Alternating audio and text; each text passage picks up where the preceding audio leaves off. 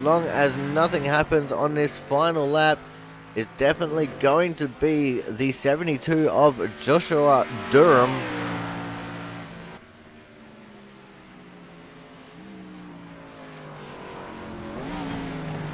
Alright guys, with all that information, we're going to go to a quick break, and when we come back, we are going to have some driver interviews.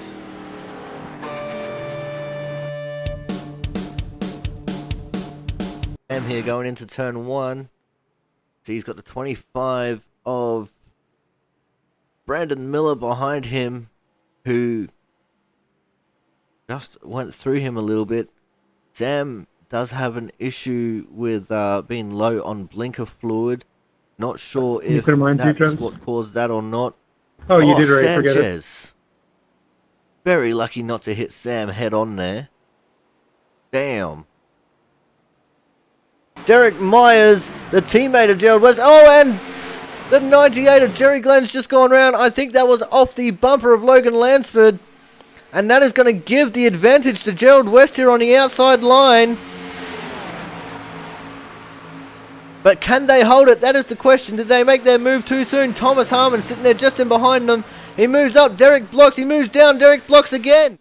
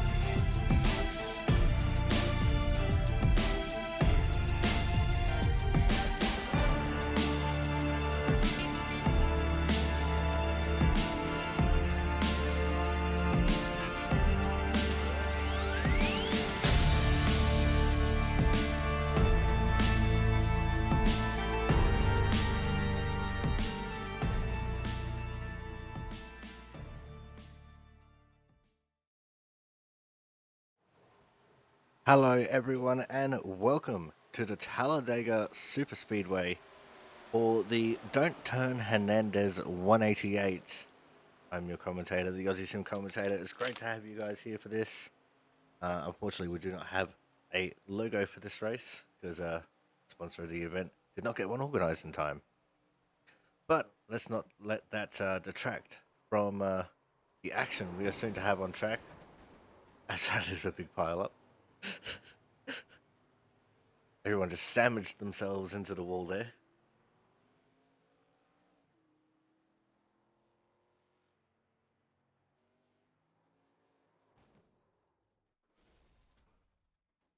Got Rickard having a flip over there as well. That's the 5 and 6. Mark Pentacuff and Sam Niederhelm coming in for a pit entry. There's Mark, as everyone's getting ready for a pit party. And Chris Champeau currently leading the way with a 47.117, almost into the 46s are these cars with enough draft. And he actually has a lead of just about half a second over Brian Pizzicami currently with our P2 time. It's all about getting the excellent draft to work your way up through the field for the fast time. So your top 10 is currently Champeau, Pizzicami, Marquez, Harris, Masia, Rickard, Perkins, Crampton, Harmon, and Bud. And there is just about 7/10 of a second separating the top 10 there. All the way down to 18th, in fact we'll say 19th, is separated by less than a second. A couple of people who haven't been able to get some formidable times in, like Joe Salama and Jonathan Hernandez. But I'm sure they'll get that sorted out shortly with a couple of pit parties.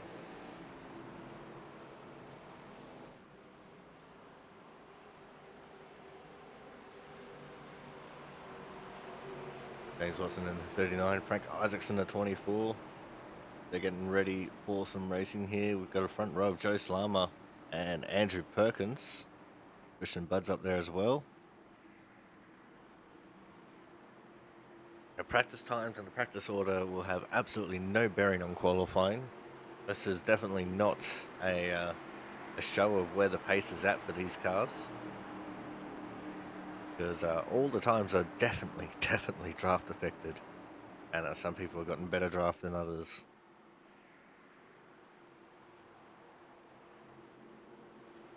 As the field is getting ready to go green here for a pit party. But Jonas Marquez and Corey Williamson both missed out on it.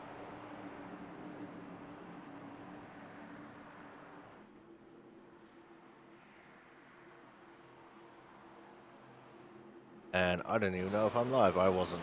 There you go.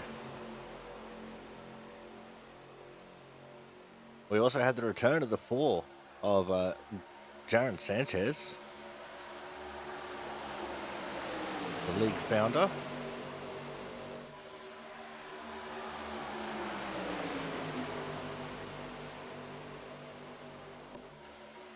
And we wouldn't all be here today if it weren't for him.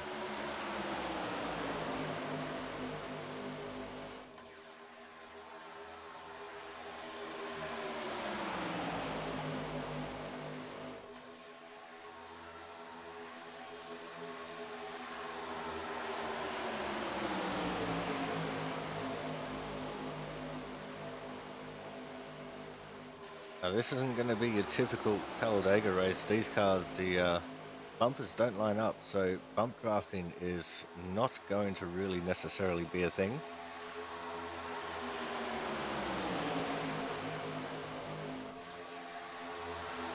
And if anyone needs to brush up on their Jaron Sanchez stats, he is a 32-18 driver. Oh, as the big crash has happened. Slama pushed Champeau a little bit too hard, and that has ended in anarchy. There's a 47 Andrew Perkins. Oh, more anarchy off the corner as well, between Watson and Crampton. And Pentecost comes to finish him off. Excellent. But as I was saying, Sanchez, a 32-18 I-rating driver with an A-class 3.5. Wow. Perkins just absolutely barreled the both of them like they're bowling pins. Back up with the pack though, as we still do have a bit of a pack going. Got the 6.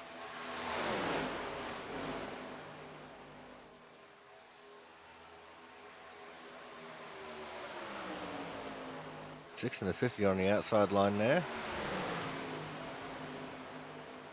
They're trying to get going pretty good. That's Robbie DeVore, Scott Rickard. Got Ken Campbell and Frank Isaacson, the Team Watson teammates on the inside. Matt Sassola joins them on the low line. And Sam Niederhelm and Jonathan Hernandez at the back of this pack. This is the remnants of the pit party. And they've gone 3 wide.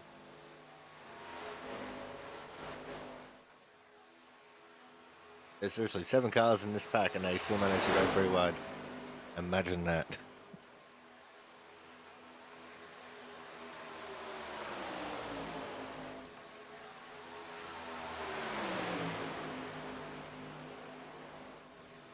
As I said, all these practice times that have come in have absolutely no bearing on what qualifying is going to do. Because you can't exactly draft in qualifying unless it's an open qualifying. And even then, it's really hard to get a representative time like what you see here in practice with doing that. Mike Pentecost comes out of the pits and, well, that pack got absolutely fractured.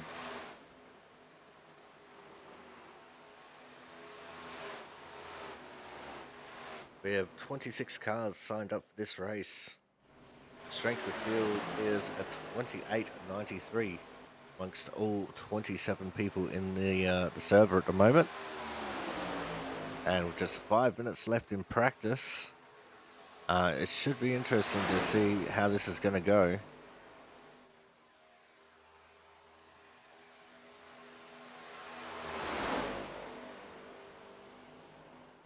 Oh, it's Robbie DeVore. Came across the nose of Campbell. And that pack is now further fractured into anarchy as around has gone Sassola and Isaacson. That was a 21. Bad Daylor that was flying through the air. That's not good. Oh, jeez.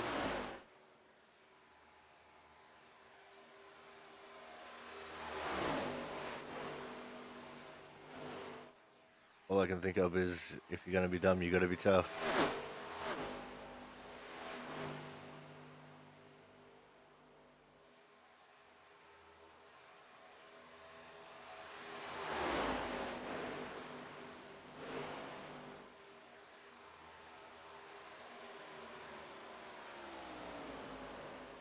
There's Team Kraus, team leader, Kyle Kraus. He's trying to catch up to the 39 and the 2. And he's all the way down in 27th at the moment. Or 26. And he's moved his way up to 23rd now.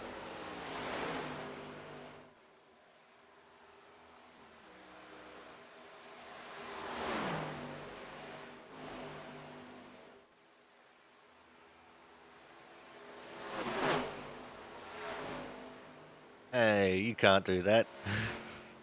He just went around the low side of Joe's llama under the yellow line. That's not a legal move.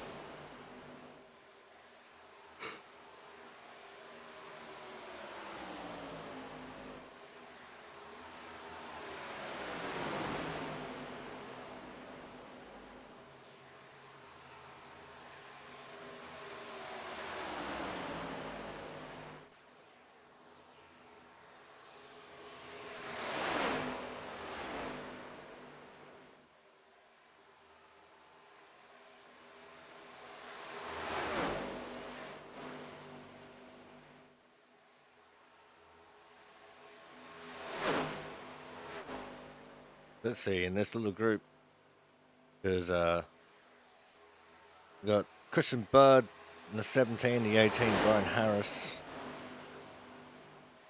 Then we have the 7, Kyle Kraus, 64, Jonas Marquez. And just off in the background there, Joe Slama as the 17 and the 7 practice their pit entry. And it looks like Bud might have gotten a speeding penalty for that one. Big lockup as he came up to the commitment line.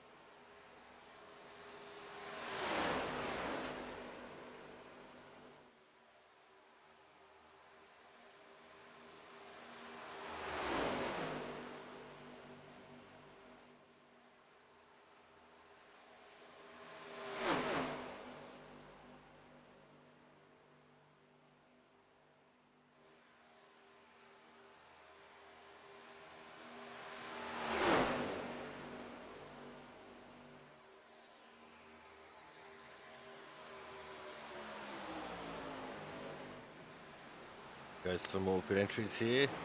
Slama and Harris. Harris with a big lock up across the line as well. He might have gotten a penalty out of that. Although he could have had it locked up in time to escape said penalty.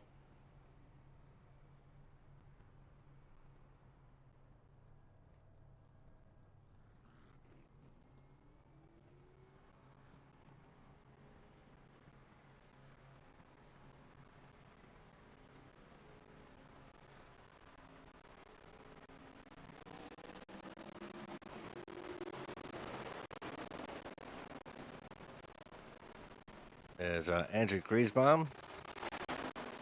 He's all the way down in 26 now.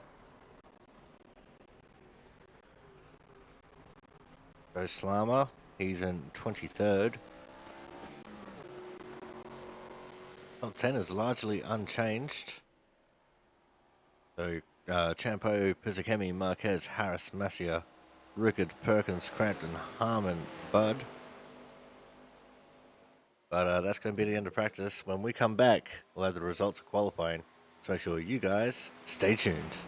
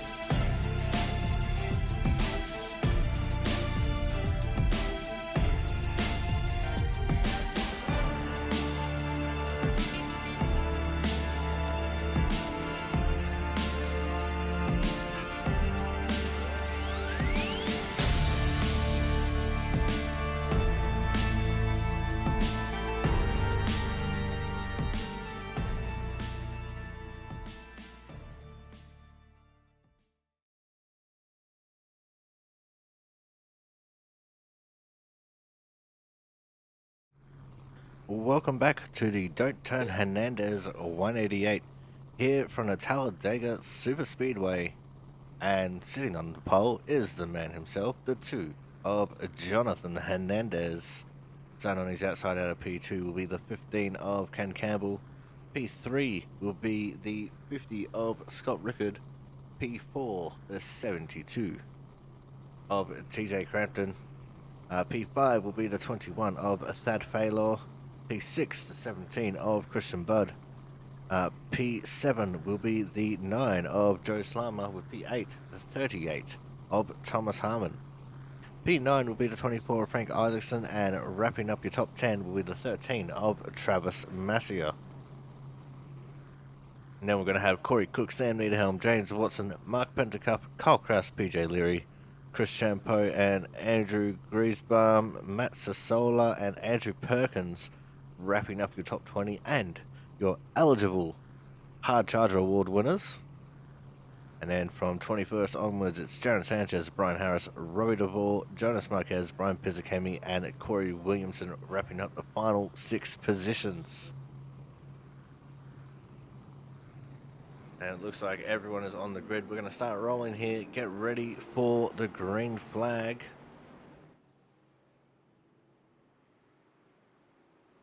And this is a honking long track. It should provide quite a bit of excitement as we get ready to send these guys off into the stratosphere for what is sure to be an excellent race.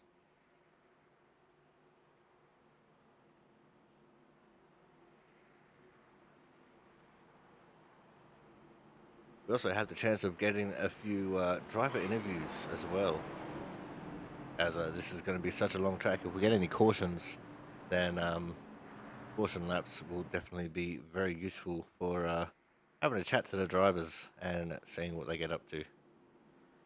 That's if we get a lot of cautions, that is. So these guys are very professional when it comes to the actual driving thing. And I expect cautions to be at a medium. In fact, I expect them to be at a minimum.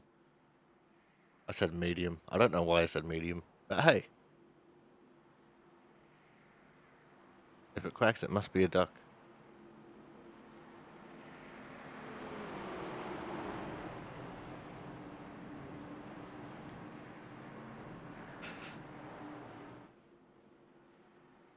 But here we go now. After we come out of turn 4, pace car will make its hard left turn into the pit lane. And then it's going to be hurry up and wait as we get into the start zone for this race. And there goes the pace car. He is gone. Now the field is in the hands of the drivers. The first start is on green. All the restarts will be on the leader inside the Geico restart zone. And here we go. Green flag. We're off and racing. The Don't Turn Hernandez 188 here from the Talladega Super Speedway. And already you can see Jonathan Hernandez getting a very good start there over Ken Campbell in P2. But keep an eye on that outside lane. With everyone bunched up like this, it could prove to be a race-winning lane. And I wonder how long it's going to take before we see 3 wide. We're nice and early. We're going to set the camera to focus on crashes. As you can see, Matt Sasola there in the background, ducking out of the pack. He wants to drop to the back. Take it a little bit easy in these earlier laps. With a track like this and cars like these, you never know where a crash is going to come from, and the big one is almost inevitable.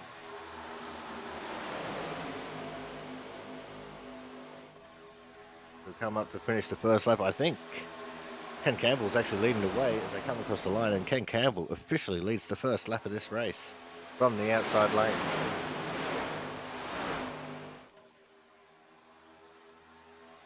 Ken Campbell, who has been a bit of a surprise packet this season. Been up towards the front in most races.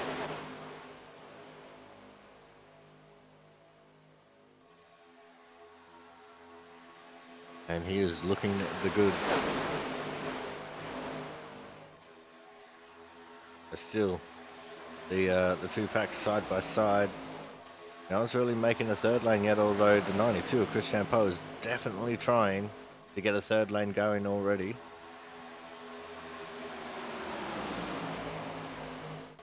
And it's still Ken Campbell leading at the line. Outside line is proving strong. And Chris Champeau with no help at all, trying to make some moves on the extreme outside.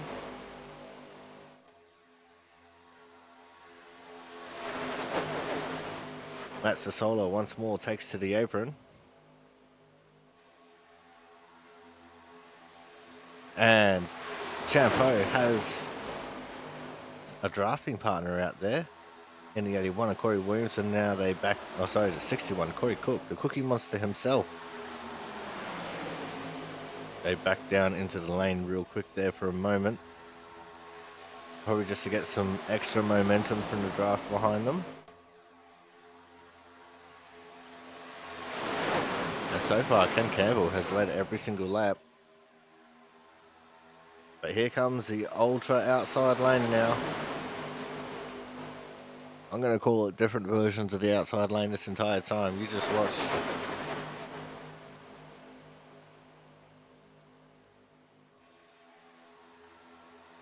As now, we're 3 wide for first and second and third. Although the run on the outside of turns 3 and 4 wasn't so good, the run off them should be pretty damn good for the 92 and the 61.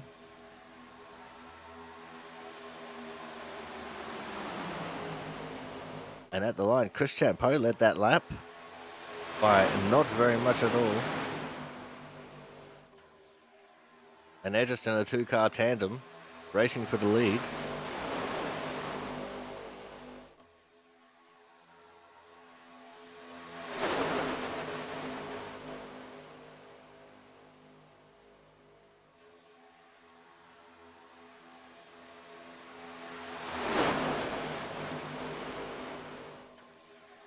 They lose a lot on the outside lane in the corners, but they get so much momentum on these straights.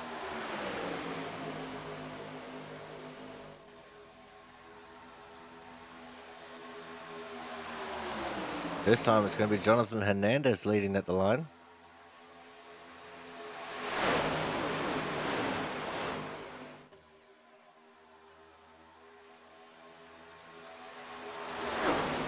I think if Chris and Corey had a little bit more help in that outside lane, they'd probably be challenging for the lead a little bit more often. And in fact, they'd probably just about clear these drivers at the front of both lines.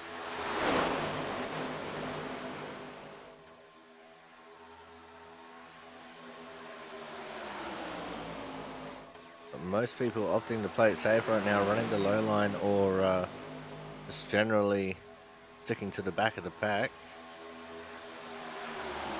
Very hard to make moves at a track like this, especially when the field is so tight. Green flag pit stops or a crash could absolutely change that in an instant.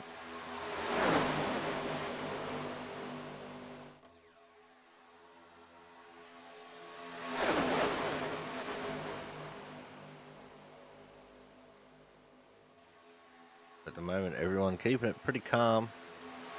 As Ken Campbell led that last lap, I just noticed. But so far, I'm pretty sure Ken Campbell has led the most laps. See if that's a trend that continues.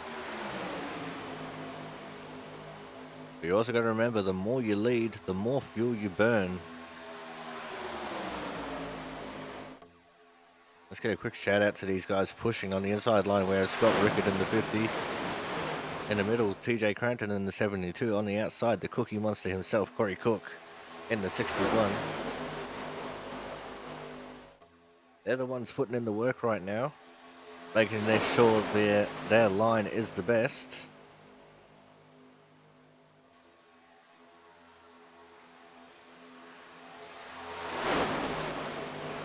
And for most of the time, the 72 of TJ Cranton has been the better pusher. making sure that the 15 of Ken Campbell has maintained the lead for the most amount of laps so far.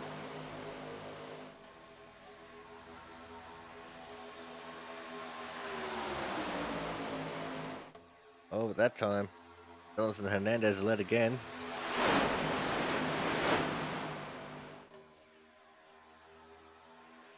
This race will go one of two ways.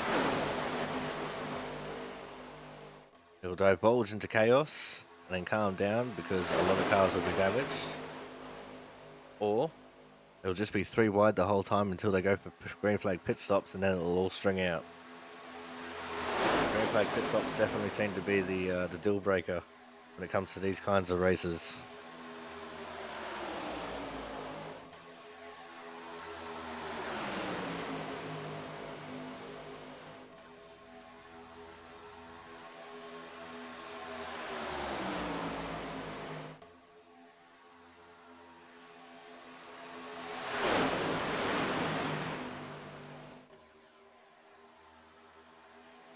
And you never know who you're going to have to rely on for a push to lead. So currently in that middle lane, with both Team Kraus drivers, Ken Campbell and TJ Crampton.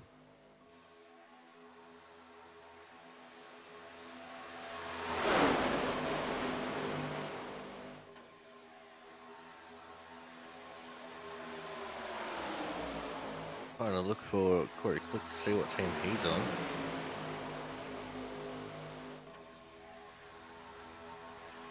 He's a Team Watson driver.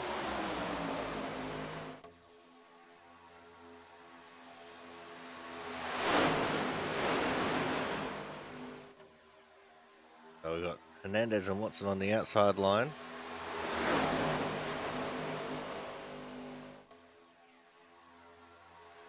I think inside line are both Hernandez drivers.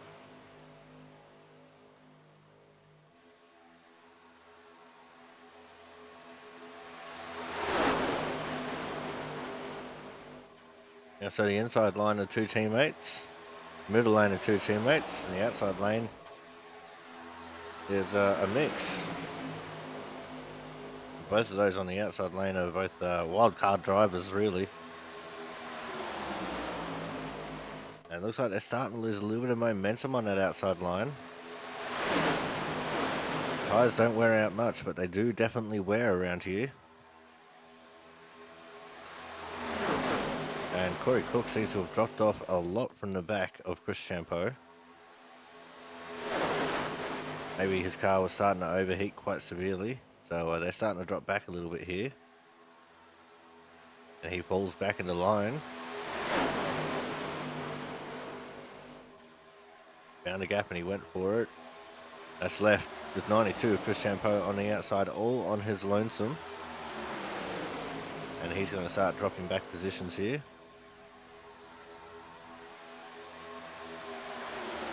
So the battle is still for the top spot between Campbell and Hernandez. Campbell took it that time by a margin. That middle lane looks like to be the place to be.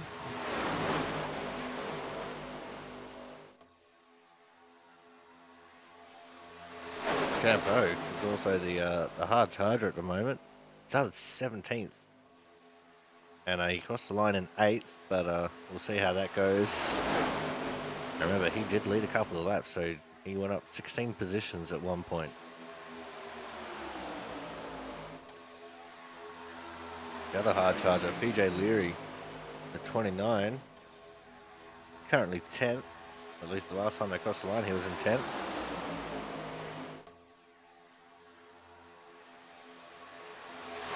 Now he's up to 9, so he's just behind Champ.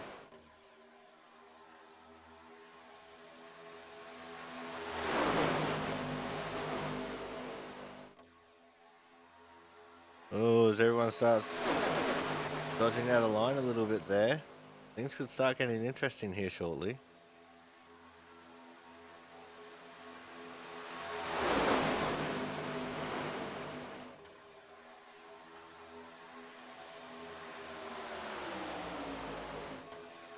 As I said, tyres will be starting to wear out. Car temps will be starting to go up.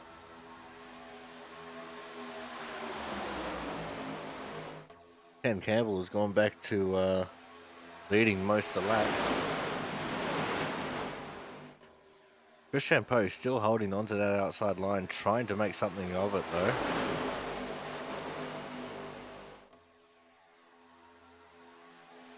So these cars definitely starting to get squirrely on the back straight though.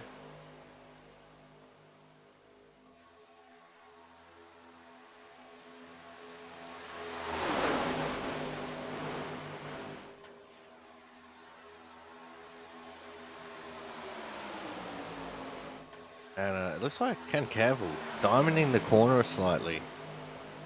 He starts solidly in that second lane, right on the lines painted around the track.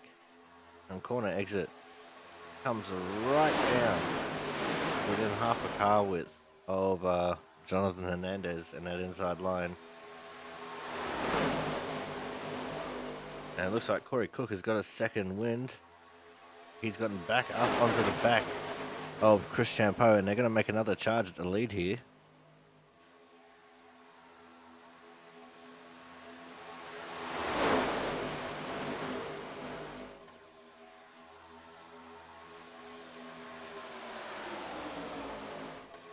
Let's see how they go.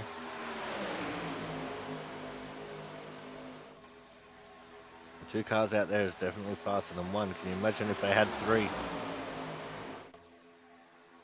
Jonathan Hernandez just led that lap.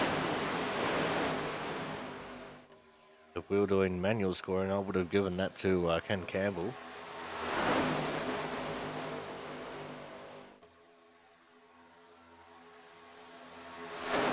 But I think this is as good of a time as any. We're going to go to a commercial break. When we come back, we'll be keeping an eye on things as everyone starts getting towards green flag pit stops. Make sure you guys stay tuned. More action from the Don't Turn Hernandez 188 coming up shortly.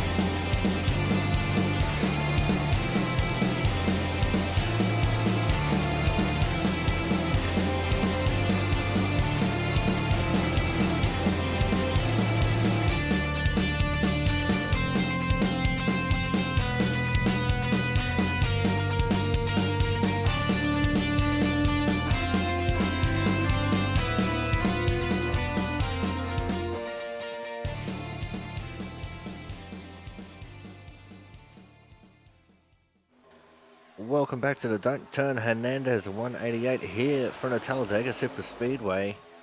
And it just happened as they were going through turns 3 and 4. Chris Champeau got clear of both lines of traffic below him and swooped down to take the lead away of the bottom lane. Now this is both good and bad news for Jonathan Hernandez. The good news is he can start saving a little bit of fuel in the draft. Bad news is he's not going to get any leader lap points when he's stuck behind someone else.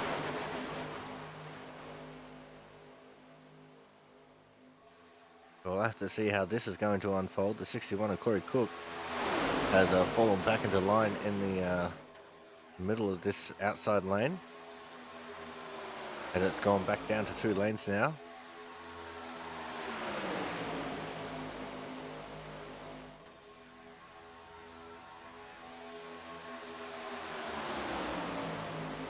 You can see the interesting strategies at play already. I mean, and if the race was to end right now, Chris Champeau would absolutely solidify Hard Charger Award. Started down in 17th and he's battling for the lead. And it wouldn't matter whether he finished first or second. He would absolutely get Hard Charger.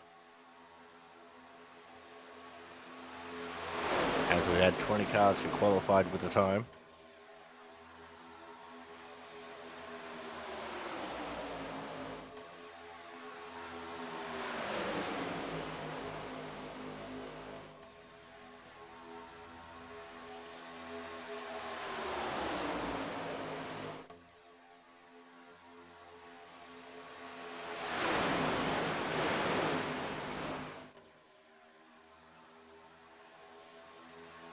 Let's set the camera to focus on crashes. Let's have a look at a few other things going on around the place. See if we can find the biggest loser of the race so far. See, Matt Sassola is down to 26 after starting 19th. That's a loss of 7. See if anyone else has lost more than 7 positions.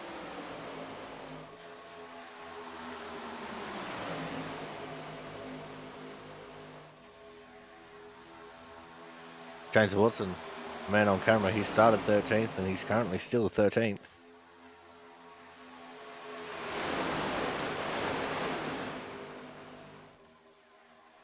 Kyle Kraus, 15-15. Yeah, no, Matt Sassola, the biggest loser of the race so far, after starting 19th, down in 26. A loss of 7 positions.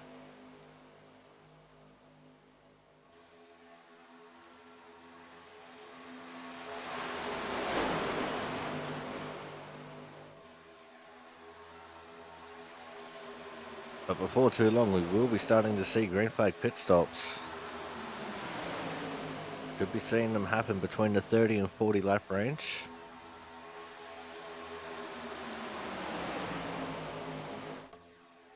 Smart money would be a 35 lap pit stop, since that is exactly halfway. But you also want to pit with the pack, you don't want to pit by yourself.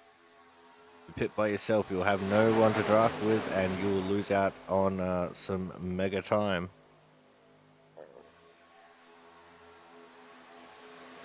'29 of PJ Leary starting to get experimental on the outside line. He's trying to anyway.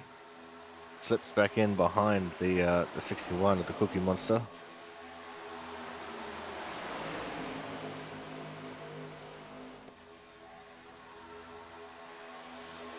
Some of these guys towards the back of the pack starting to catch up to the field a little bit more. They're starting to get a little bit racy. See many different lines being taken.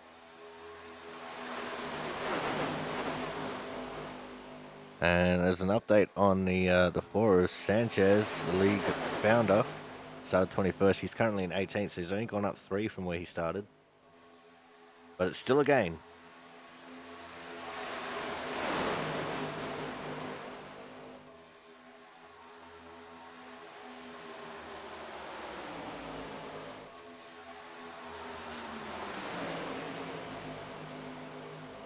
We're about 5 laps away from starting to see green flag pit stops, possibly starting to see green flag pit stops.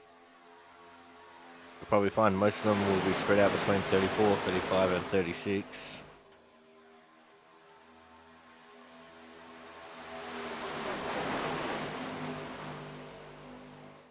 I can see some communications are going on. The drivers are trying to figure things out.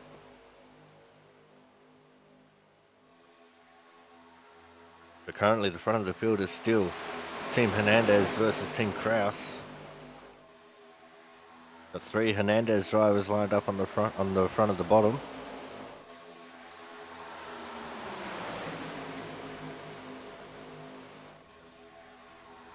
And the outside line there is 2 Krauses and a Harmon. In fact, two Krauses and 2 Harmons. If you want to go to the 4th position there in the outside line. I think Dad is also a Harmon driver. No, he's a Hernandez driver. There you go. Inside line is 4 Hernandez drivers, all lined up nicely. And as I said, the outside line is 2 Kraus and 2 Harmon.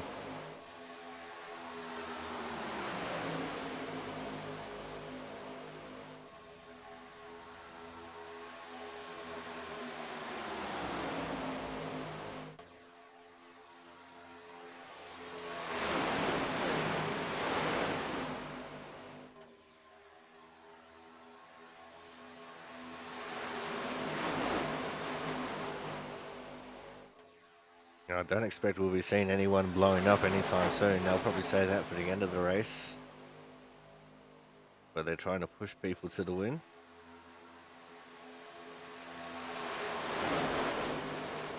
I can see every now and then the 72 TJ Crampton just ducking out of the line ever so slightly just to get some air on the nose, get some cool air into the grill.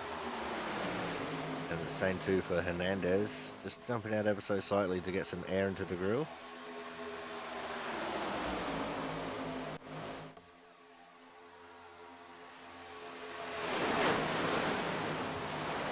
And to the Mega outside, I can see the 61, the Cookie Monster.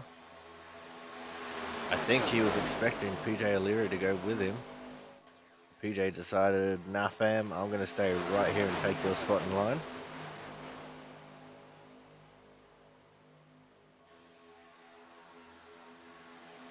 I'm actually surprised no one decided to go out there with him, considering that is exactly how Chris Champeau got to the front of the pack.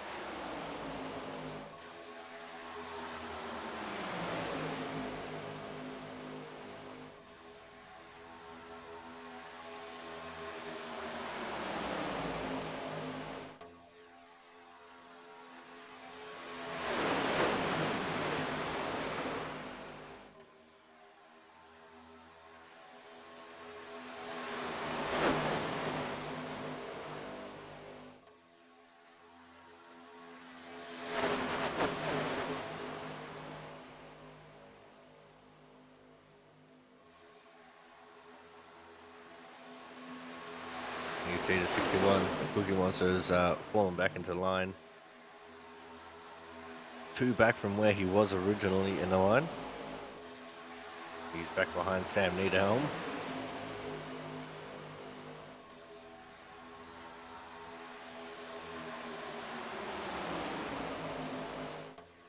As I said, green flag pit stops are absolutely looming right now.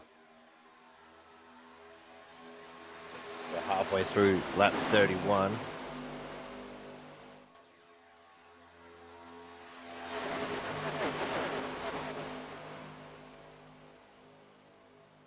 And if we go green the whole way, the pit stops will be the biggest factor in this race. Because it's going to be all about getting in and out of pit road as quick as possible without getting a penalty. And that is going to be the hardest thing, because I don't think anyone has practiced doing pit stops on 35 lap old tires.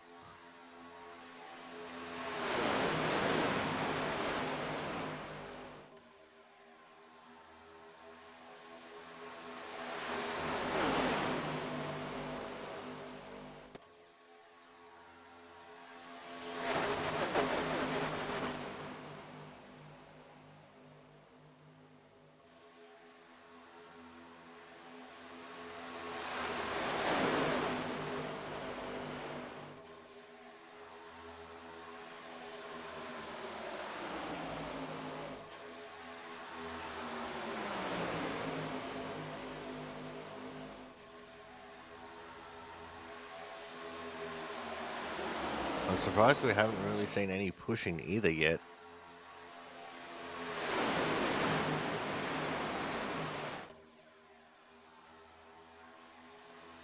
We've seen these pushers get extremely close. We haven't actually seen any contact being made. It's only very slight contact.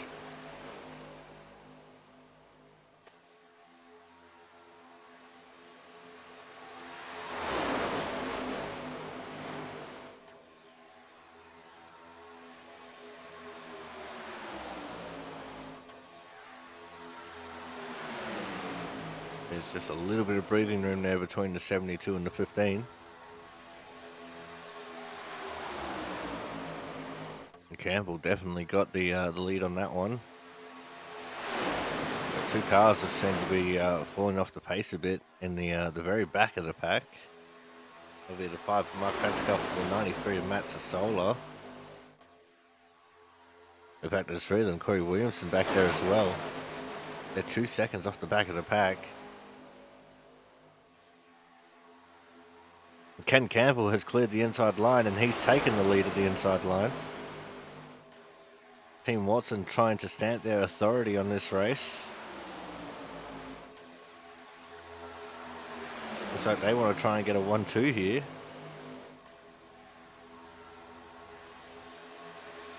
As we're now 34 laps complete, pit stops can start happening at any time here.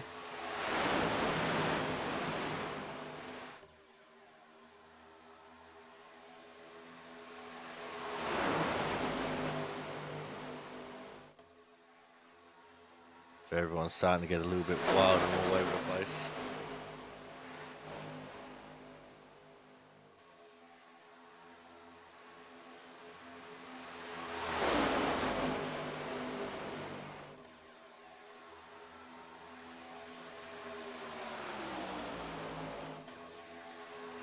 Oh, Crampton got clear of the inside line too, and he's now taking the lead of the bottom lane, which leaves the 2 Team Harmon drivers of Bud and Harmon on the outside line to take the lead at the halfway mark.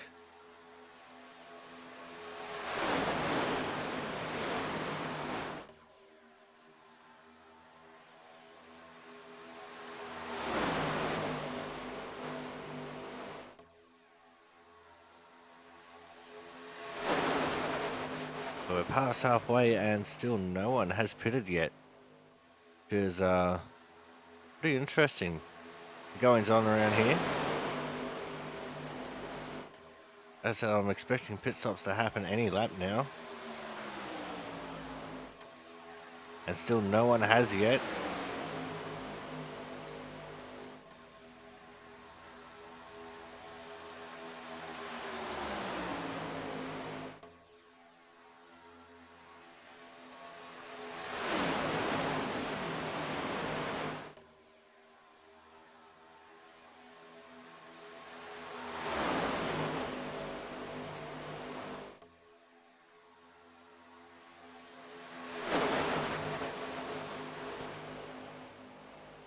So it's all waiting in anticipation for these green flag stops to start happening. Because no one can go the whole way without pitting. At least they shouldn't be able to go the whole way without pitting.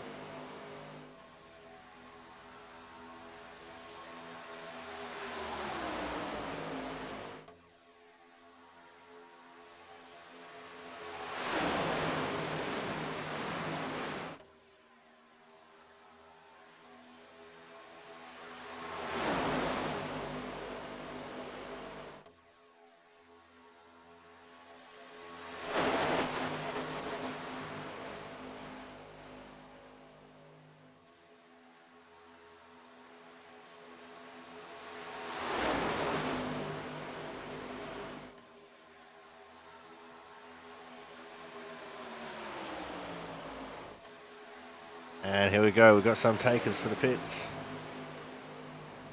That's Slammer, Watson, Cook, Perkins, Pizzakemi, Harris, and Pentecoff are all coming in. Oh, Williamson is in as well.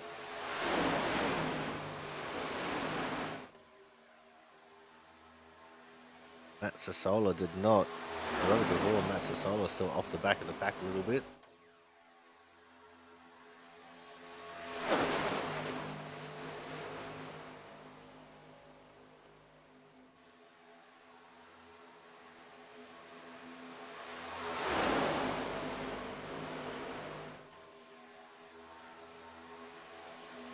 Alright, let's see who's going to come in this time.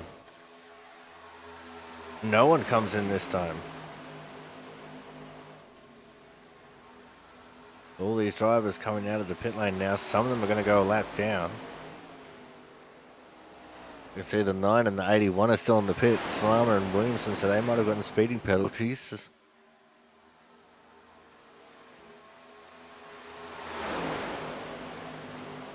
Brian Harris has gone a lap down.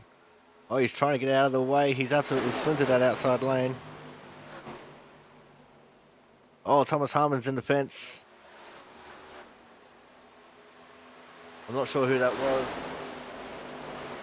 It might have been Pentacuff. He was trying to get out of the way. He was trying to get to the very outside line. Absolutely splintered the outside line. And we saw Thomas Harmon getting into the fence. Now the next round of stops has started. It's Champo, Hernandez, Rickard, Fallor, Sanchez, Marquez, DeVore. That's most of the Hernandez drivers.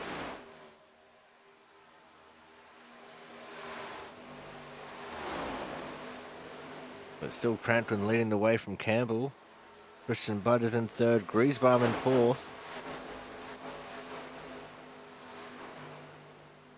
Then Kraus wrapping up the top five. So there's a lot of Team Kraus drivers still out there on track right now as they're catching up to this pack ahead of them, but they're going to have to pit. And here they come. They're coming in now.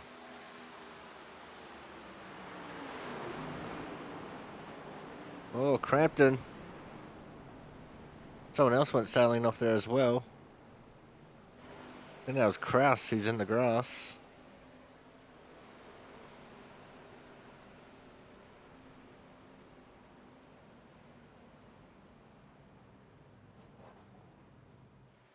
And with this, everyone has pitted. Except for Niederhelm. Niederhelm, the only one to not pit, and he's going to be severely underpaced when he's going to be out of this race, honestly. He's got no one to draft with. He's a little bit too far away from Pentecup to really pick up a draft here. He is going to come in this time. But at what cost?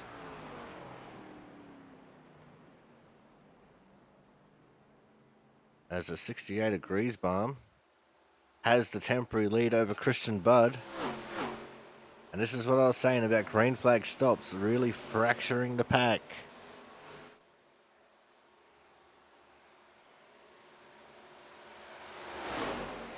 Griesbaum and Budd is trying to make the move around the outside. And he's going to make it. Then they got the lap down car of Joe Slama. And then it's Champo, Rickard, and who's that on the back of them? Hernandez. And now they've gone to the outside line. They're a powerful pack of three in Team Hernandez. And it looks like they're going to sweep around the outside of all of these guys. See the big pack in the background. Joe Slama jumped ship from the bottom lane to the top. He wants a piece of that Team Hernandez power.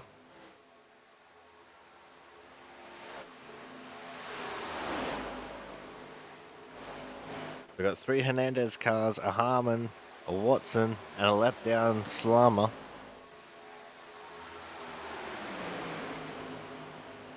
As they get around Matt Sassola, who has gone a lap down.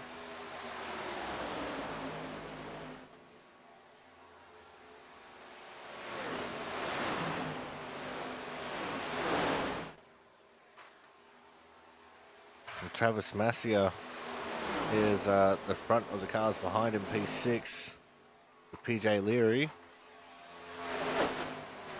James Watson in that group as well, so is Ken Campbell and Corey Cook. But that's a pretty formidable pack behind these guys. 17 of Christian Budd, he wants to get to the front and lead this pack. But no one's going to help him get there. And because of him trying to run too wide, that's going to severely hamper the speed of this front pack. If he just stayed in line, they could have had a chance to pull away from this second pack.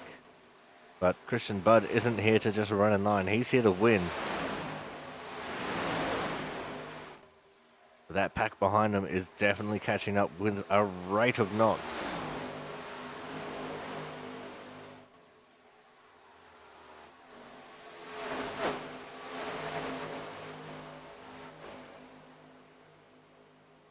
Look at them go. They've already closed it into draft range. So it's only a matter of time before they start getting into this battle. TJ Crampton, he's just gone a lap down, so he's had a horrible stop. I said he might have gotten a penalty, and it looks like he did.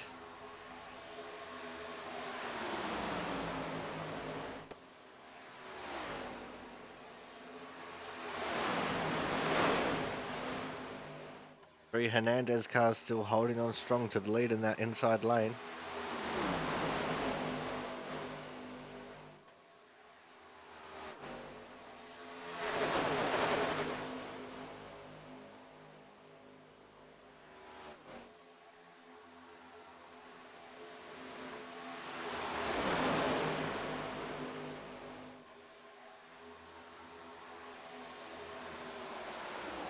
There's Griezmann, he's back in fourth.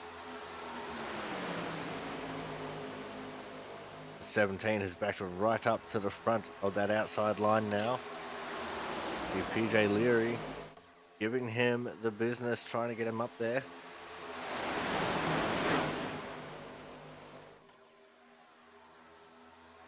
And they're starting to creep up on these guys. If I was one of these Hernandez drivers, I'd go up and try and block the momentum of the outside lane. Oh, it was Robbie Duvall. Exit stage left there in the middle of the back straight for no apparent reason. And it doesn't mean that he did it for no reason at all. It means I didn't see the reason.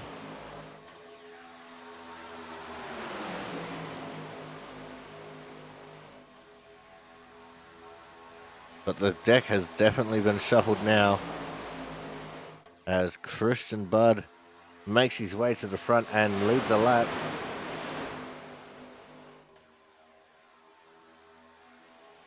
Now let's see how this is going to turn out for these guys.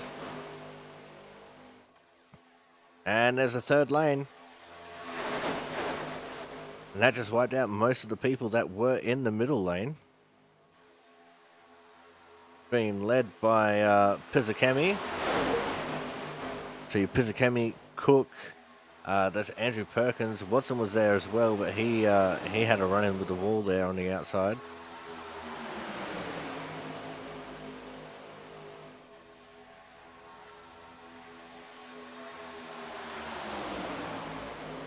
This is where we're going to start seeing a little bit of action taking place.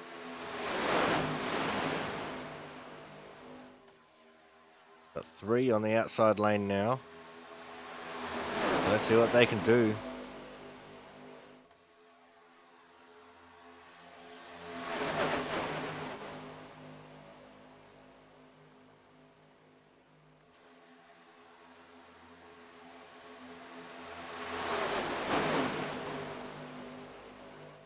It's Pizzakemi pushing hard there on the outside lane.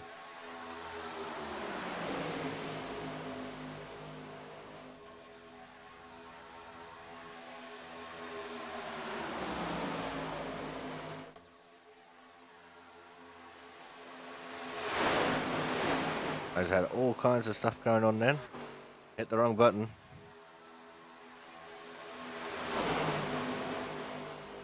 Brian Pizzakemi definitely in with a chance of winning this race now.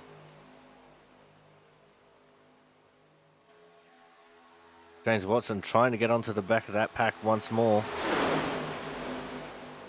In fact, he is on the back of that pack once more. Now we've got four cars lined up on the outside line.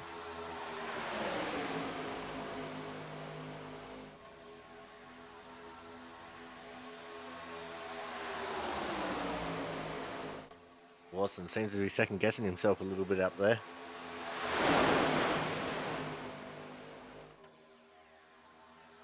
In fact, we've got six cars up there in the very outside line now. Possibly more. We're definitely going to have to keep an eye on how this is going to unfold, because it's going to be a little bit nuts.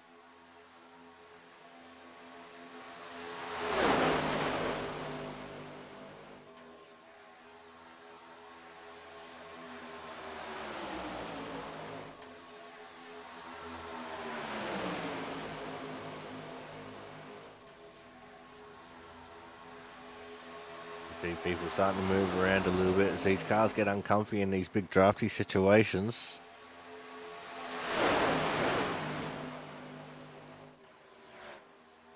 The tyres will be an alright nick, but the deciding factor here is going to be lap traffic. Oh, as Frank's gone around. Multiple cars involved in that one. Someone's just blown an engine.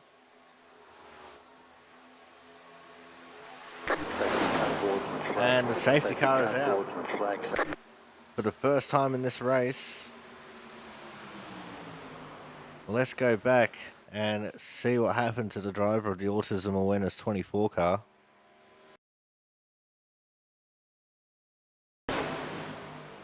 As they were coming out of turn 2, he's in the middle lane there. Let's see. O'Leary got a little bit of a bubble there in the middle of the corner. That's checked up Campbell, which has checked up Isaacson, and Slammer into the back of him, not expecting a check-up. Oh no, and he's taking Griesbaum for a trip with him to the inside wall. What happened after this? Someone blew their engine. And I have a sneaking suspiciounism. It might have been the 9. Or the 6. It might have happened already. Alright, there it goes. So yeah, Slammer, because of that contact, blew his engine.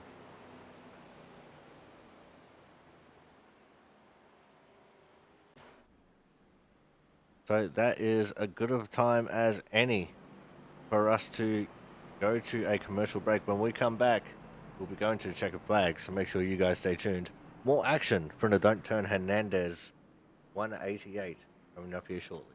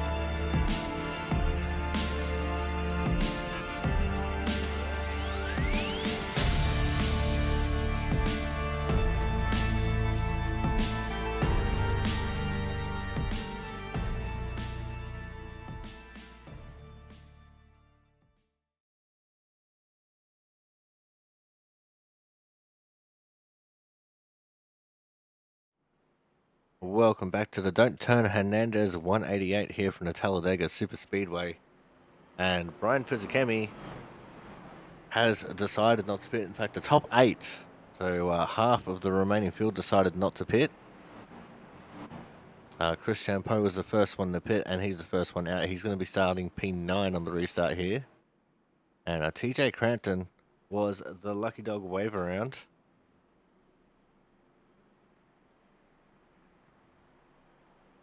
Now, since we do have a little bit of time here, let's see if we can catch a quick talk with the driver of the Autism Awareness number 24 car. Hey, Frank, it's Corey up in the booth. You have a copy? Yeah, I got nothing else to do. Yeah, that looked like a bit of an unfortunate situation set off by just one car getting a little bit loose. Was that pretty accurate to what you felt and saw? Yeah, Ken was in front of me, and he announced the checkup, and I let off and got lifted in the back. The really unfortunate thing is you also called up a teammate in this, unfortunately, with Griesbaum. What's the general feeling going on in the Team Kraus voice channel? Well, we know it's just a racing deal. He knows that. I know that. It's hard to go straight with your back wheels in the air. Yeah, that's exactly right. How bad is the damage, mate? I'm out. It's 4 minutes required, 11 optional. Oof, unlucky. Well, hopefully he gets bounced back bigger and better next week. Yep. All right, Frank. Thanks for your time, and we'll see you next week. Yep. See you then. All right, guys. That was the driver of the Autism Awareness 24 car, Team Kraus, Mr. Frank Isaacson. As you can hear there, he was a man of few words, a little bit frustrated by the situation.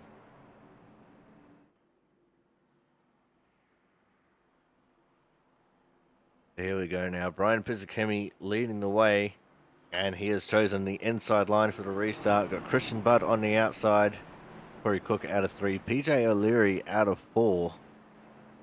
So this should spice things up a little bit. Andrew Perkins, James Watson, both off the third row. Team Watson Racing drivers.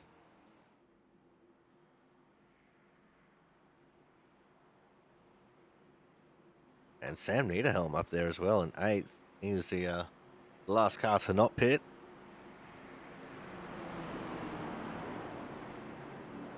Andrew Perkins would currently be the hard charger. Plus 15 for the race in 5th if he can maintain it.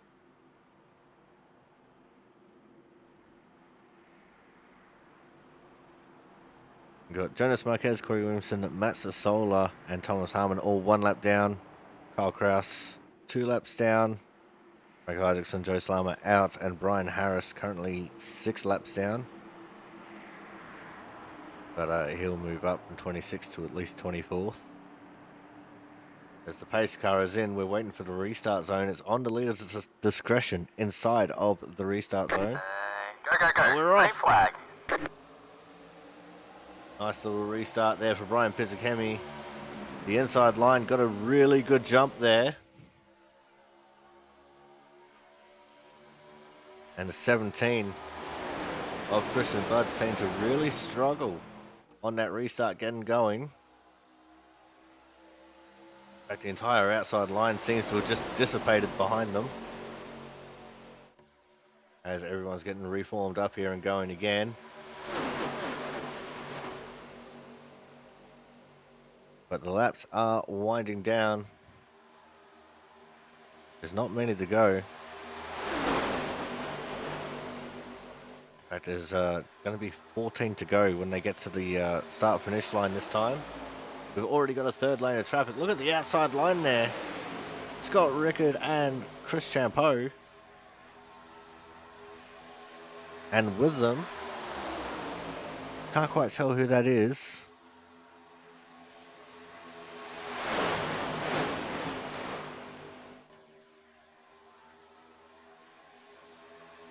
I think that's Ken Campbell on the outside line there with them. Here we go, we've got all 3 lanes going once more. And looked like Campbell has dodged into the middle lane. Quite a few people have dodged into the middle lane. There's the 5 of Mark Pentacuff. He was one of those who chose to pit on that caution.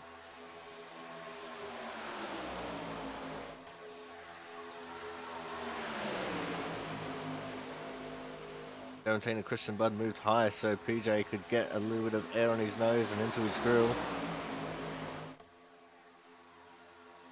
Christian Budd led that lap.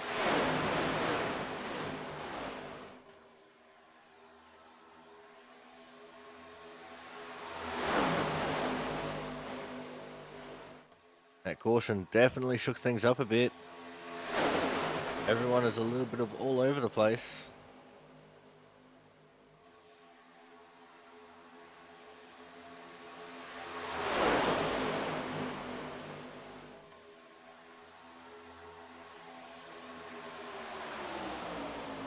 It looks like it's mostly going to be between the bottom and the middle lines. The outside line is good, but it's inconsistent.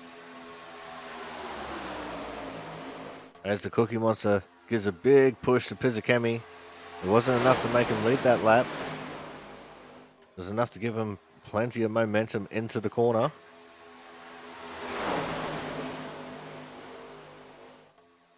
This is where things are going to get interesting.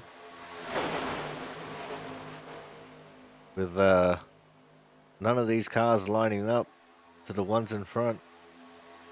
We could very well see a little bit of drama here as the laps come winding down.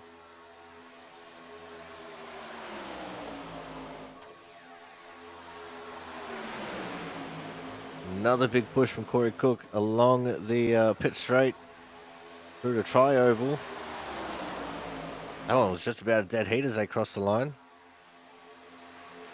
But it looks like once more it's Christian Budd leading the way there.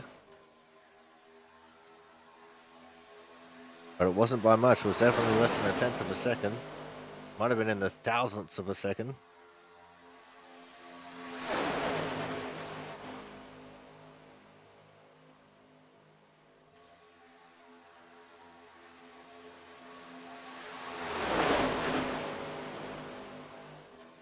Thomas Harmon, he's a lap down, but he's still trying to make moves up through this field. He wants to get the lucky dog if there is another caution. The only way he's going to do that is by being the first car a lap down and not getting involved in the crash. We've got 10 to go. Pizzacchemi led that time.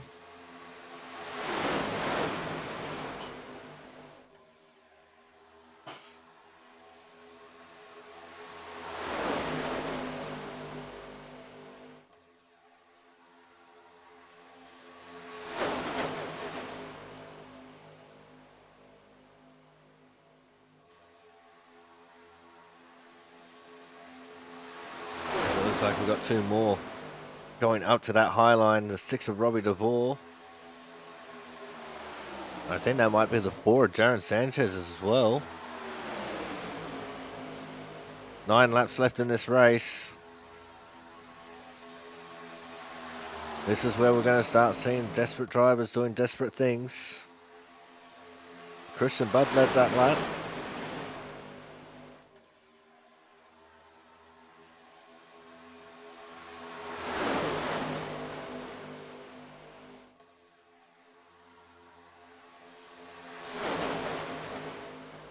This could come down to the very last moments of the last lap.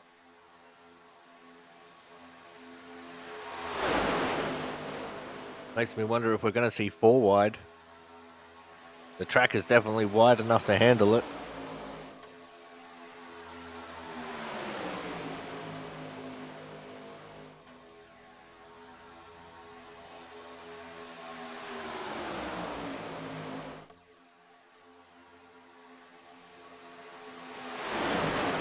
I saw someone in the mid pack there blinking out incessantly. That might have been the 72 of TJ Crampton.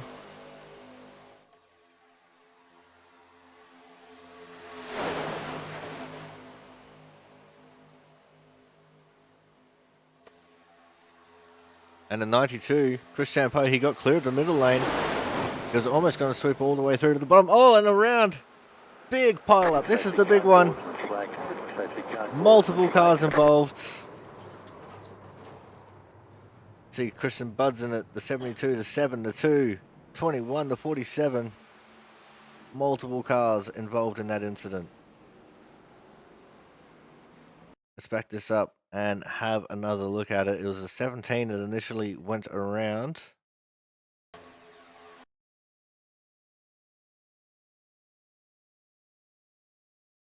The 92 comes down to block the momentum. There's checkup and no checkup from PJ. The PJ O'Leary misjudging the checkup there. Ken Campbell also get into it. The 39 goes underneath his teammate. The 18's in it. 72, as I said. The 6 is in it. Robbie DeVore. 7 of Kraus. The 64, Jonas Marquez. The 81, Corey Williamson. The 4, Jaron Sanchez got into it. Thomas Harmon did not get a piece of that.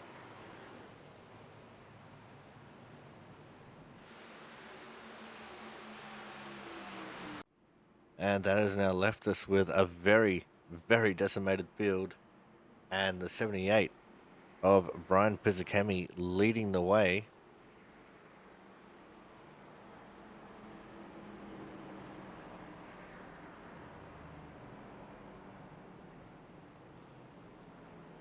Now let's see if we can grab a quick chat with Christian Budd here, because we know he's going to have some very strong feelings about this. So let's get him in real quick. Hey, Christian, Corey up in the booth. You have a copy? Yep. Now, this is the reason why you don't like these kinds of races. Anything can happen, especially with these cars that don't like to bump draft too much. Just one little bit of checkup that one person didn't see, and it absolutely ruined your race here tonight. Yeah, it's just the way these races go. So it's nothing you can do. We were up front leading, and PJ was doing a good job pushing. Unfortunately, we just didn't keep quite enough there to keep Champo behind us. And then once he dropped down, it broke a lot of momentum, and unfortunately, caused a stack up, and that was kind of the end of it. Yeah, it definitely looked like a bit of a difficult situation. Looked like he really wanted to do what he did in that first run and swing all the way down to the bottom line. But he just didn't quite have the clearance on Pizzacami. So unfortunately, you guys in the middle lane had to suffer for it. But that basically decimated half the field there. What do you think is going to come out of this with the rest of the race? Yeah, I couldn't hear you very well because my crew chief was going off the whole time and everyone was talking. But yeah, I mean, unfortunately, just we're going to be able to limp around, but it's not going to be a win tonight. All right. Well, thank you very much for your time, Christian. Hopefully, we see you. Get out there and at least make a few laps, and we look forward to seeing you again next week, mate. Thanks. All right, guys. That was Christian Budd, the season dominator, and unfortunately, the catalyst for that incident. As the lights are still on the pace car, which means we're going to go at least one more time around. And you know what? Let's grab a quick chat with the 78 of Brian Pizzacami here. Brian, Corey up in the booth. You have a copy? Yes, I do. Well, this is a big chance for you, mate. This is the second restart in a row. You're going to be starting from the front, and you don't have to deal with Christian Budd this time. What's the plan going into these final 4 laps of green flag racing? Full send the entire time. Corey Cook and I have been working real well the last 15 laps, it feels like. So we were talking about just staying hooked up and going and staying that way until the very end. If we get shuffled to the back, we get shuffled to the back, but we're going to give it our all. All right, that's excellent. Glad to hear it. Good luck for the rest of this race, and hopefully it all goes to plan. All right, thank you, sir. All right, guys, there's our current leader, the 78 of Brian Pizzacami. And we will be getting the green with 4 laps to go here, and we're going to have a severely decimated field. Currently got 9 in this front little group here. Got a few more people who are still making their way around the track trying to catch up to the back of the field.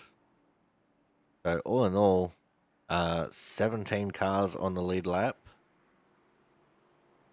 That might be 16 here shortly as Sam Niederholm is in the pits.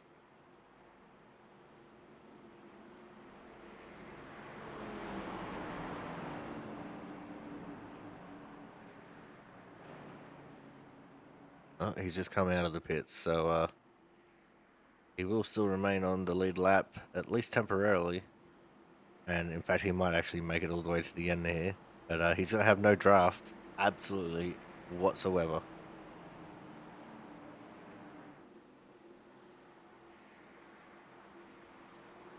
But here we go for hopefully the last restart. 4 laps to go. The 78 Brian Pizzacami leading the way. Chris Champo on his outside. Corey Cook and Scott Rickard in row 2. Team Hernandez on the outside, trying to get the win. And we're off and racing. Another great start for the inside line here for Pizzacami and Cook. And in fact, for the 5 of Pentacup as well, who snuck his way up into 3rd coming across the line. And the outside line had absolutely nothing. The 92, Chris Champo, has slipped into 4th behind the 5 of Pentacuff.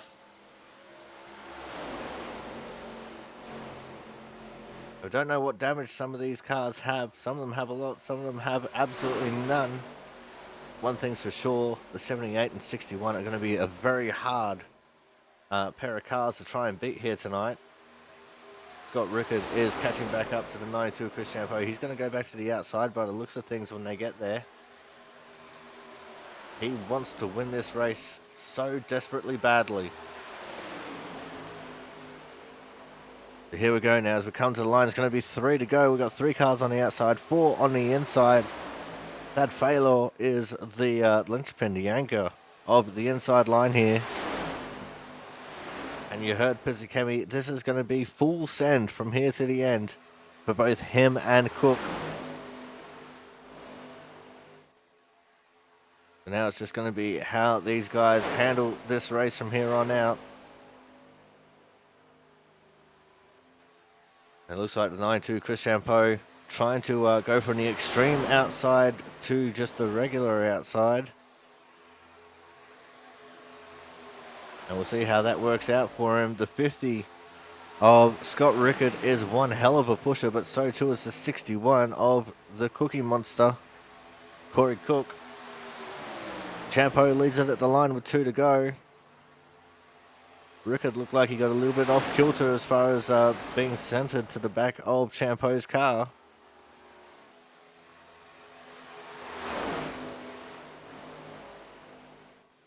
There's Niederhelm on the inside. He is going to go a lap down here. So now we've only got 16 cars on the lead lap. And we've got 4 cars on the outside, Niners. Thad Failor ditched the inside for the outside. Lots of damaged cars just trying to finish this race. It's going to be white flag, last lap, last chance to win it or wear it. The momentum is with the outside liners that came across the line this time. And it doesn't matter if we get a crash here, there will be no caution. We are running to the checkered flag. And this is where we're going to see the biggest pushes of the races right here on the back straight on this last lap. And this is also where we might see some fracturing in the field as here comes the 13. Travis Massier on the extreme outside line. He's trying to make something of it. He's not going to get there. He dodges right down to the low line. What can Pizzikemi do? He's going to stick there with the 61. The 61 absolutely pushing him through the tri-oval now. It's going to be neck and neck as they come out. And around goes Pizzikemi. He's not going to win this race. Champeau comes home with the win from Scott Rickard and Corey Cook. And I think Pizzikemi is going to find himself buried towards the back of the field because he went through the end of the pit lane there. Congratulations, Chris Champeau coming home first with some excellent pushing from Scott Rickard. Corey Cook came home third, Thad Failor fourth, Mark Pentacuff, excellent job to come home in fifth.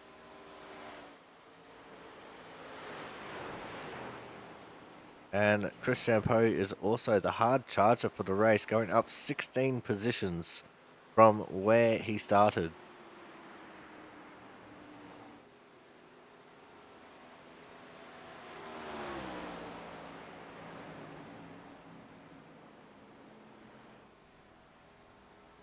Here we go now, our 2 winners. First and second, Champeau and Rickard. And it looks like they're going to do some duo burnouts.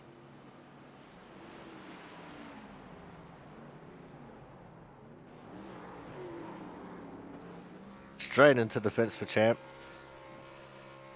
But that doesn't matter because he is a race winner here tonight.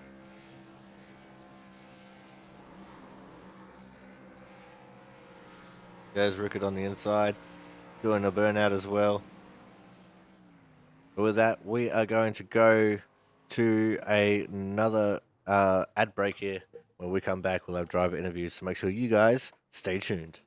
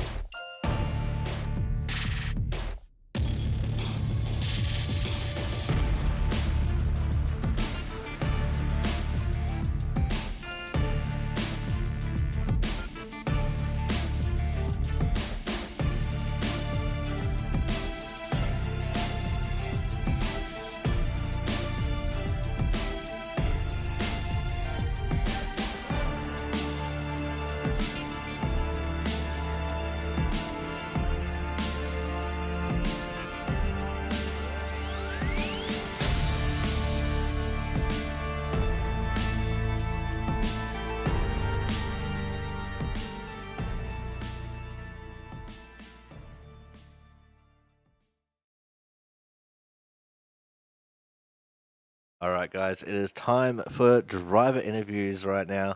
And as course, as always, we'll kick things off with our Autism Awareness Hard Charger Award winner. And today's Hard Charger is also today's winner. Of course, is the 92 of Mr. Chris Champeau. Chris, just about the entire race, you were the only one who wanted to make that third lane work, and it worked a treat for the first run. The second run turned a little bit disastrous there towards the end. Yeah, we had at the beginning of the race, we were talking like, what are we going to do as a team? And I I said I'm sitting the bottom in the middle, and we were at the green flag, and I just beelined it to the outside lane and never went back. And then I don't know, did not sit in the bottom at all. And then I knew that we had like, I don't know, the top 3 spots in that inside lane. So on that first run, once I cleared, I went down to the bottom and kind of hung out there. Through pit stops, green flag pit stops. And then, yeah, at the end there, I think we were like 3 or 4 team deep, Team Hernandez there on the outside line. And I said, if I can get down and clear Bud, then we have a real good shot. Cause I knew that outside lane was really dominant. But that I just couldn't quite clear the inside lane. So I figured if I could get in front of him, we have a good shot at getting like a bunch of cars up here at the front at the end of this thing. And so I got in front of Bud, and then next thing I feel like I cleared him pretty clean, and then I looked back and everybody's just sideways, and I'm like, oh no, I thought I did that. But I guess apparently not. I went back, watched the replay, and so it wasn't really me. I'm sure that Bud had to check up because I came down, but it was considerably after. So glad that wasn't on me. And then yeah, I didn't think that top lane was going to work there at the end, and we got it to work. So it was great. Yeah, absolutely. As I said, that third lane just looked like a mystery for a lot of that first run as well, because it was just you and Corey Cook there to begin with, and then after just toiling and toiling away, you eventually got it to work, and all things just turned up Champeau here tonight, as you didn't just get the lead in that first run and hold it until the pit stops, but you come home with the win here tonight after your drafting buddy from that first run was really pushing hard on the back of Pizzakemi. Yeah, Corey had a great race. He was trying to get me going in that outside lane. Then I think at one point, maybe at 2 or 3, 4 laps, I don't know where he went. Maybe he had to cool off or something. I was the only car out there, and I was just trying to side draft and hope I wasn't going to netcode into anybody and just try to stay out there because there was nowhere for me to go besides the end of the line. And I wasn't about to do that, so it worked out. We had a good run, and yeah, these things can side draft. So once, but that can be tough. TJ was moving around a little bit on that first run. On that last run, PJ was moving around a little bit, making me nervous. And no, nothing against those guys. It's and sometimes that's not even them. That's a little bit of the internet or whatever. So just trying to get as close to them in the side draft without actually wrecking anyone is a little bit of a battle. Yeah, absolutely. But let's look forward towards next week now, Chris. As I check my handy dandy little calendar, because I didn't do that before the interviews because I'm an idiot. It's all right. We've all been there. Obviously, this is every week for me, so. And next week, we're going to the Legacy Charlotte Motor Speedway. Grippy Charlotte with 2 lanes of racing. What's the feeling like for you as we go to the old school Legacy Speedway?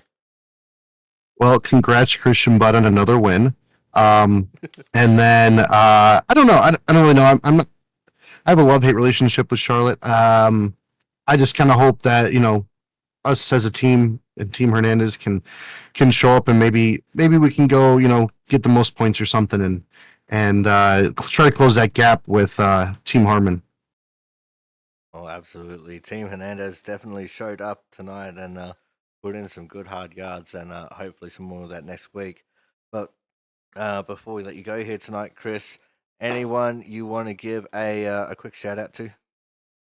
Big shout out to all these guys that were in that pack that made it through: Thad, Corey, Scott, Mark, I know, got into a little bit of drama earlier, but I mean, really good racing in that very last run, and everybody there. I was racing with Scott and Corey, um, pretty much the whole race. Brian Pizzichemi he was out here. I'm not quite sure what happened to him, but he was out here towards the end, and all those guys really clean driving from everyone in the league. I mean, we could have raced half this thing under caution, and we had what, 2 cautions the whole race. That's really good.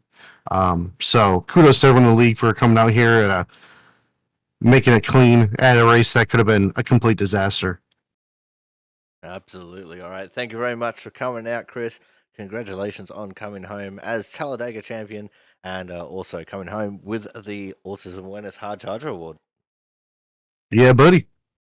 All right, guys. Here we go. The 92 Chris Champeau, tonight's winner and Autism Awareness Hard Charger Award winner.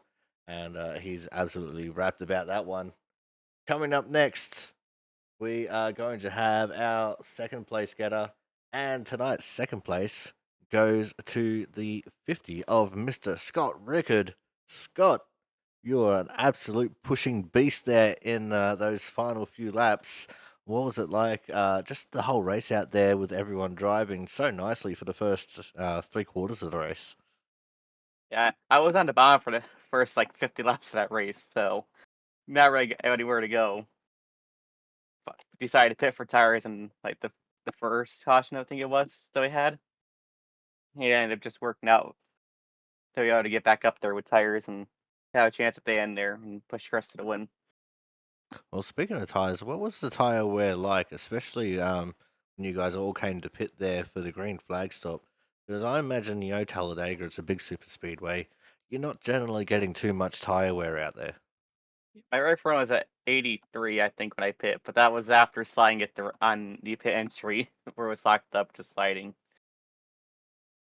So not too bad at all, but still a little bit more wear than what we used to seeing with some of the newer cars. But let's just talk about that final couple of restarts. You lined up there behind Chris, and you got to push like hell to get him into the lead. Well, what was that like coming for those final couple of restarts? Hey, just making sure I can push him and keep pushing him without worrying about overheating anytime. Just managing temps in between the pushes. And also some really good points here for Team Hernandez tonight, coming home with both first and second. Absolutely wrapped for your team as this will help you to challenge for the lead in the team championship as well. Yeah, that's a great thing for the team getting a good result. I want to push Chris all the way to the end and make sure he gets as many points as we could. All right, now let's look forward towards next week, Scott. We're going to be going to the Legacy Charlotte Motor Speedway. What's the feeling like for you as we go to the Super Grippy 2-lane Charlotte Motor Speedway? Do they have a second? It's been a while since I've raced the Legacy Charlotte tracks. I don't know. I mean, I always like. back in I'm the pretty day, decent at Charlotte. back in the day, I used to make a lot of outside passes there. I know on a new one I can go to the outside. I haven't been raced an old one in a while, so I'm not sure. All right, now let's. Where am I up to? Live TV people.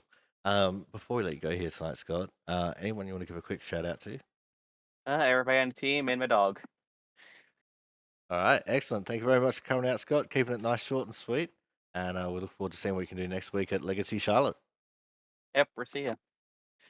All right, guys, that was our second place getter, the 50 of Scott Rickard. Coming up next, we have one of my favorite people in the world, and he was pushing like hell for the entire race, and unfortunately only coming home with a P3 and no one on his nose. Of course, it is the Cookie Monster himself, the 61 of Corey Cook.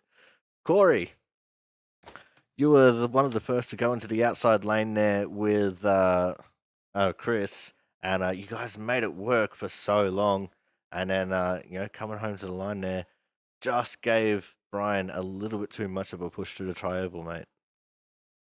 Yeah, unfortunately, I did end up costing him some positions. I hate that for him, but I knew, well, in fact, for the entirety of that last green flag run, I knew I was going to have to push the absolute crap out of him, even through the tri-oval, and unfortunately, I leaned too much on his right rear, and that's what got him.